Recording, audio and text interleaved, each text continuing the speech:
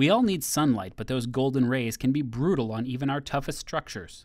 The sun makes everything from car doors to bleachers too hot to touch and wears down the surfaces of roofs and naval ships. To fend off damage, scientists have developed a paint out of glass that bounces light off metal surfaces to keep them cool. Jason Benkoski and his team at the Johns Hopkins Applied Physics Laboratory are presenting their new coating at a meeting of the American Chemical Society in Boston.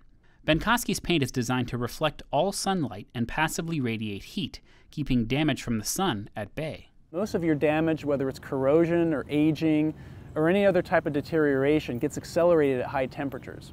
And so by keeping the temperature down, as much effort as you might put into, for example, putting corrosion inhibitors in your paint, you could just as easily lower the temperature and get the same exact effect. To develop the new paint, Benkoski used a lot of chemistry and a lot of laundry hampers. He measured the temperature of various experimental coatings by placing test plates inside hampers to control for wind and ground temperature. Pretty inexpensive solution that actually controls for convection and controls for conduction, and it's really convenient. Back in the lab, Benkoski settled on a paint derived from silica, one of the most abundant materials on Earth, and the main compound in glass.